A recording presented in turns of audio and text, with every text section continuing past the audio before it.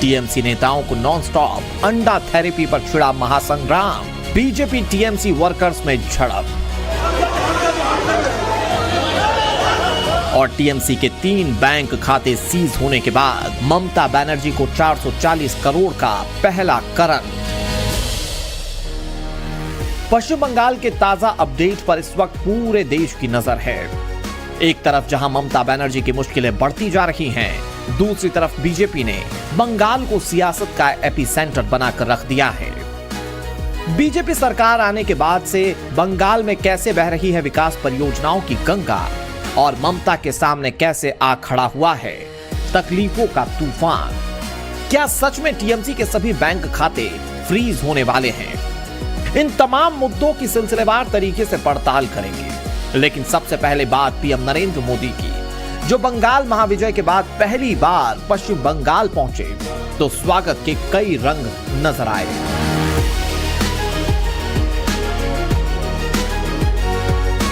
PM Narendra Modi ने हुगली के ऐतिहासिक स्थल तारकेश्वर में पश्चिम बंग दिवस उत्सव में हिस्सा लिया।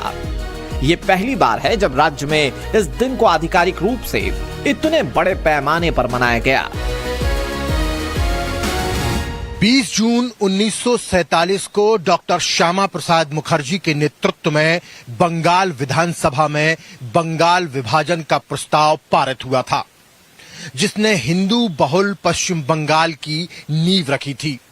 जाहिर है पहली बार बड़े पैमाने पर बंग दिवस मनाना बंगाल की नई पहचान की दिशा में पहला कदम है।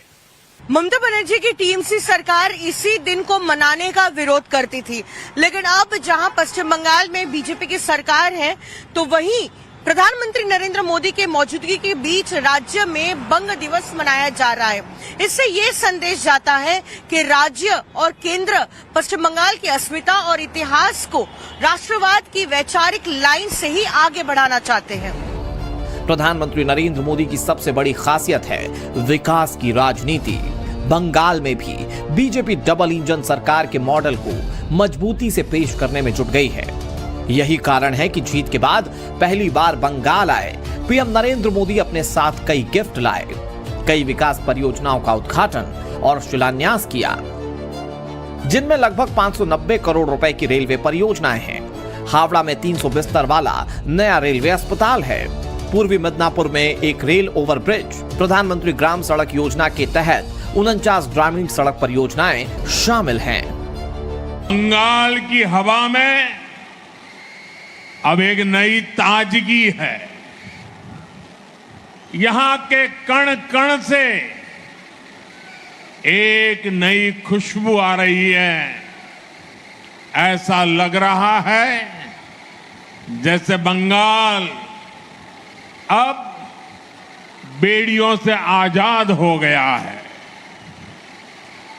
जैसे बंगाल का गौरव लौटने का आरंभ हो गया है। आज का ये कार्यक्रम साक्षी है। इन परियोजनाओं का शुभारंभ गवाह है कि हमारा बंगाल अपने नए भविष्य के निर्माण में जुट गया है।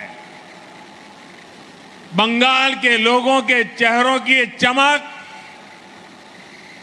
गांव-गांव में खुशी और विश्वास का भाव, मैं आपके इस आनंद में भागीदार बनने के लिए आया हूं। राज्य और केंद्र के टकराव के चलते पिछले कई सालों से बंगाल में कई केंद्रीय कृषि और कल्याणकारी योजनाएं या तो ठप थीं या पूरी तरह से लागू नहीं हो पा रही थीं। लेकिन अब हालात पूरी तरह से बदल चुके हैं। पीएम नरेंद्र मोदी ने अपने पहले ही दौरे से प्रधानमंत्री फसल बीमा योजना, डिजिटल एग्रीकल्चर मिशन और राष्ट्रीय प्राकृतिक खेती मिशन जैसी योजनाओं को बंगाल में बड़े पैमाने पर शुरू किया। अकेले बंगाल के 45 लाख से ज्यादा किसानों के खाते में 900 करोड़ रुपए से ज्यादा की पीएम किसान निधि सीधे ट्रांसफर की गई। प्रधानमंत्री नरेंद्र मोदी का 2 दिवसीय पश्चिम बंगाल दौरा राजनीतिक, वैचारिक और विकास के लिहाज से बेहद अहम माना जा रहा है। केंद्र ने उन केंद्रीय योजनाओं को तुरंत लागू करना शुरू कर दिया है जो पहले राजनीतिक गतिरोध के चलते अटकी हुई थी। चुनाव के तुरंत बाद विकास योजनाओं को जमीन पर उतारकर सरकार जनता को यह संदेश दे रही है कि उनका वोट सीधे राज्य की प्रगति में बदल रहा है। इधर मोदी बंगाल को सौगातें दे रहे थे, उधर ममता बनर्जी के साथ एक और खेला हो गया। बगावत के बाद अब टीएमसी में फंड पर जंग शुरू हो गई है। तृणमूल कांग्रेस में अब लड़ाई सीधे तिजोरी तक जा पहुंची है। सवाल यह है कि ममता बनर्जी की पार्टी के 876 करोड़ के खजाने पर हक किसका है। मोटे शब्दों में कहें तो पार्टी में बुरी तरह से टूट-फूट होने के बाद अब ममता के हाथ से पार्टी का फंड भी निकलता दिख रहा है। टीएमसी के बागी विधायकों की शिकायत और पूर्व मंत्री अरूप विश्वास की पहल के बाद एचडीएफसी बैंक ने तृणमूल कांग्रेस के 3 बैंक खातों को फ्रीज कर दिया है। बताया जा रहा है कि इन खातों में करीब 440 करोड़ रुपए जमा हैं। अब इन खातों से 1 रुपया भी निकाला नहीं जा सकता। तृणमूल विधायकों के एक बागी गुट ने पहले ही पार्टी के बैंक अकाउंट से जुड़े संभावित अवैध लेन देन को लेकर चिंता जताई थी। इसके बाद पुलिस ने शुक्रवार को टीएमसी के 3 बैंक अकाउंट्स फ्रीज कर दिए हैं। वो ट्रेजरर थे, वो जरूर कुछ सोचे होंगे बोल के ये दिया है। इसका जवाब अरूप विश्वास दे सकता है, लेकिन ऐसा प्रक्रिया अरूप विश्वास अगर किया है तो ट्रेजरर के हिसाब से जरूर उनको कुछ लगा होगा, इसलिए उन्होंने किया है। पुलिस को दी गई तहरीर के मुताबिक टीएमसी के बागी विधायकों ने 3 बैंक खातों में हुए लेन देन की जांच की मांग की है। उनका आरोप है कि टीएमसी के खाते में यह रकम कटमनी की वसूली, सरकारी खजाने में गबन और घोटालों से इकट्ठा किए गए रुपयों से आई है।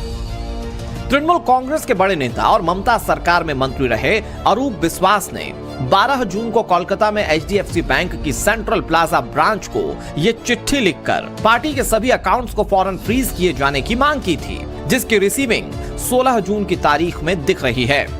इसके बाद बैंक ने यह फैसला लिया है। तृणमूल कांग्रेस के नेता अरूप विश्वास ने बैंक को चिट्ठी लिखकर ये मांग उठाई है कि तृणमूल कांग्रेस के बैंक अकाउंट्स को फ्रीज कर दिया जाए, क्योंकि लगातार पार्टी में जो है फूट हो रही है, पार्टी टूट रही है और पार्टी के 20 सांसद जो है वो बगावत कर चुके हैं 28 सांसदों में से, और साथ ही 60 ऐसे विधायक हैं पार्टी के जो दूसरा गुट बना चुके हैं। ऐसे में पार्टी के ऊपर जिस तरीके से कंट्रोल है, उनकी संपत्ति, फंड और अधिकार किसका रहेगा, उस पर लगातार कानूनी जो है सवाल उठ रहे हैं। और साथ में अरूप विश्वास से ये भी आशंका जताई है कि इन फंड्स का दुरुपयोग भी हो सकता है। साफ है, सत्ता, सीएम का पद, सांसद, विधायक सब कुछ जाने के बाद अब ममता के हाथ से खजाना ही जाने वाला है।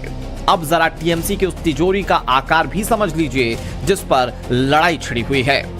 खबरों के मुताबिक तृणमूल कांग्रेस के अलग अलग बैंक खातों में कुल 625 करोड़ 79,87,264 रुपए जमा है। इसके अलावा तृणमूल कांग्रेस ने अलग अलग बैंक्स में 250 करोड़ 77,28,322 रुपए की फिक्स डिपॉजिट यानी कि एफडी करा रखी है।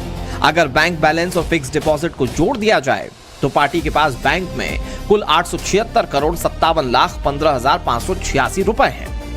इतना ही नहीं, ऑडिट रिपोर्ट में 50 करोड़ रुपए के चेक भी दर्ज हैं। वहीं पार्टी के हेडक्वार्टर और रीजनल ऑफिस में 31,28,028 रुपए नगद के रूप में मौजूद हैं।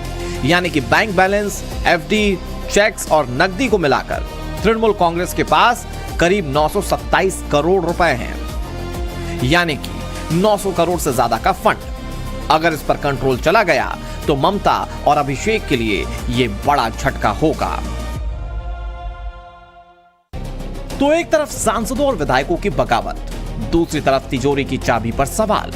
जाहिर है ममता कैंप के सामने एक बड़ा तूफान है। हालात पूरी तरह से बदल चुके हैं, ममता के भी और बंगाल के भी। जहां प्रधानमंत्री नरेंद्र मोदी न केवल इंफ्रास्ट्रक्चर को रफ्तार दे रहे हैं बल्कि कोलकाता से वैश्विक संदेश देने की तैयारी भी कर रहे हैं। 21 जून को 12वें अंतर्राष्ट्रीय योग दिवस के राष्ट्रीय कार्यक्रम की मेजबानी करने के लिए कोलकाता पूरी तरह से तैयार है। रविवार को शहर के मशहूर रेड रोड पर होने वाले इस भव्य कार्यक्रम में प्रधानमंत्री नरेंद्र मोदी खुद मौजूद रहेंगे। कोलकाता के ऐतिहासिक रेड रोड को एक विशाल योग स्थल में बदल दिया गया है, जहां प्रधानमंत्री नरेंद्र मोदी के साथ 35,000 से ज्यादा लोग एक साथ सामूहिक योगाभ्यास करेंगे। 21 जून यानी कि अंतर्राष्ट्रीय योग दिवस का मुख्य कार्यक्रम इस बार कोलकाता में होने जा रहा है। पश्चिम बंगाल में सरकार बदलने के बाद और बीजेपी की सरकार बनने के बाद ये पहली बार इतने बड़े पैमाने पर योग दिवस का आयोजन किया गया है और इस बार ये आयोजित किया गया है कोलकाता के ऐतिहासिक रेड रोड में। फिलहाल हमारी मौजूदगी उसी रेड रोड पर है और हम आपको तस्वीरें दिखा रहे हैं। यहाँ पर आखिरी चरण की तैयारियां चल रही है। हमारे सामने जो देख रहे हैं वो मुख्य मंच है और यहीं पर प्रधानमंत्री नरेंद्र मोदी शामिल होंगे, साथ ही पश्चिम बंगाल के मुख्यमंत्री शुभेंदु अधिकारी भी रहेंगे और इतने भव्य तरीके से जो है यहाँ पर पूरा आयोजन किया जा रहा है क्योंकि ये मुख्य प्रोग्राम होने वाला है।